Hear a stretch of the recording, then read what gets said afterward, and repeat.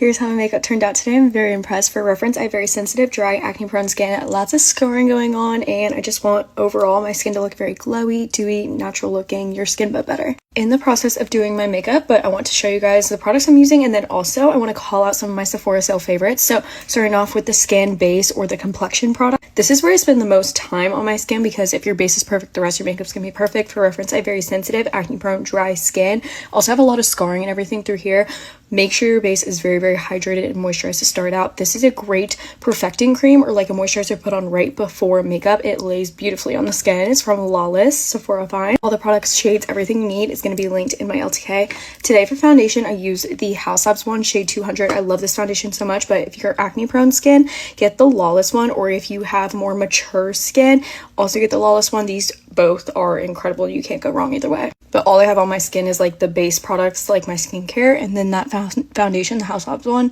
You can see how beautiful it looks. It conceals all the acne spots. If you follow me, you know I love my Dibs products, but Dibs is not sold at Sephora. So if I was going for a cream contour bronzer product, I would go with the Say Sunmelt. This is a newer product to me. I probably had it for like a month, and I really do love it. I love how buildable it is. Like on the nose, I make sure to go down the sides like that. Cream blush is the hardest decision in my book because it's my favorite part of my makeup routine, but today I'm going to use the Lawless ones. These are cream blushes. They're very, very pigmented, but they're also very buildable, and I just love the formula of these. Another clean beauty find as well. I also love the House Labs Makeup by Mario. I have a ton of blush favorites. That's like my most used product. And I know this looks crazy. I applied it with a brush all over, and then I'm going to take my sponge and just kind of go over top of everything. This is going to help kind of diffuse the products together, and you can never have too much blush in my book. Like, look at how pretty the skin looks. The 3 products you need for perfect looking under eyes. First, you're going to do the Kosas color corrector right here in the inner corner. For reference, once again, I have very sensitive and dry skin as well as being acne prone. So for my under eyes, I focus on products that are super hydrating, but they're also going to brighten. This is the Tower 28 concealer, one of my favorite concealers ever. You guys have also heard me rave about my House Labs concealer. I'm obsessed with the House Labs concealer, but I love it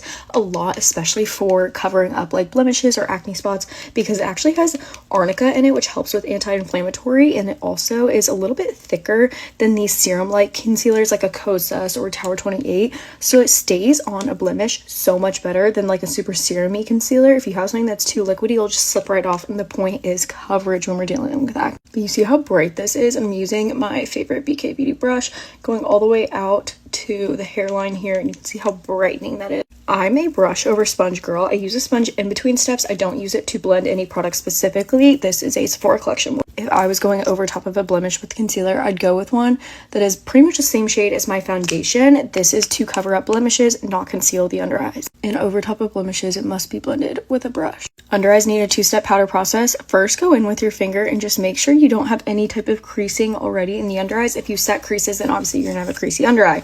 Starting off with the pressed powder, this is the Lawless 221. This is such a brightening. It's also acne safe, talc free, everything. I have my couple brand loyalty favorites like Kosas, like House Labs, like Lawless, like Tower 28, and this is definitely one of my favorites. Keeping the pressed powder very thin, light layer, but only the width of the eye. Then using our loose powder, this is probably my favorite loose powder ever, the Kosas one, specifically the pink one, and this time we're using a very thin, light layer, but this is going all the way out to the hairline, like where we put the concealer. Very thin, light layers, zero creasing underneath the eyes, very brightened, very poreless. Using whatever's left from the puff, not adding nude powder over top of the blemishes or my big acne spots, just to take away some of that glowiness. This bronzer powder is from Giorgio Armani. It is a little bit pricey, but I feel like she's worth it because it really is such a beautiful bronzer. It's very buildable, so you can get that like deep dark color, or you can use just a little bit of it, and it is so buildable. It's so easy to use. It's very beginner friendly, and look at how big this is. It's literally like the size of my head. Using a fluffy brush, and that just goes all over the perimeter like this, down the nose, chin, and a little bit on the neck as well. Eyeshadow is so simple. You're going to take a like smaller fluffy brush all over the eye with that same exact bronzer we just used. All the brushes and everything will also be linked in my LTK with codes and everything you need to know. Then taking this Valentino like blush palette, it's an eye to cheek palette, so it's perfect as eyeshadow, but it also works as your powder blush.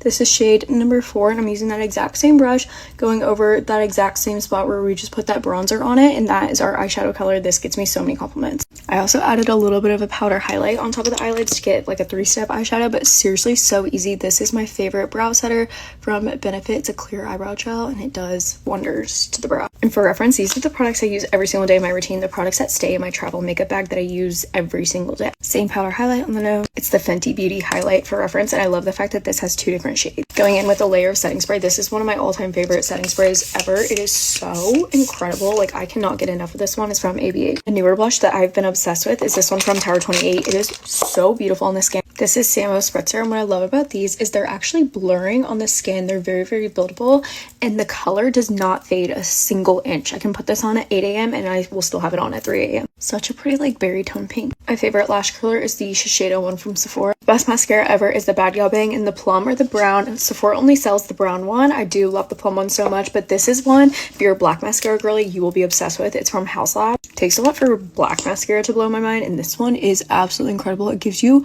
huge lengthened lashes that just are really out of this world. Like, look at that. Here's what the lashes look like. My favorite lip liners are in the Makeup Forever Lawless or Anastasia Beverly Hills one. This is Lawless in Pink Sand. These are super creamy. With the Lawless lipstick in Wedding Day right here in the middle. These single-handedly changed my mind about a lipstick. With the new shade Strawberry Milkshake of the Lawless one. These are my favorite glosses. You guys already know this. Gotta finish it off with another layer of setting spray, of course, just to keep everything set down in place. I love how this one feels super hydrating, but it doesn't make your skin wet. And this is what the final makeup looks like. I'll have every single product with the shades and my codes linked to my LTK.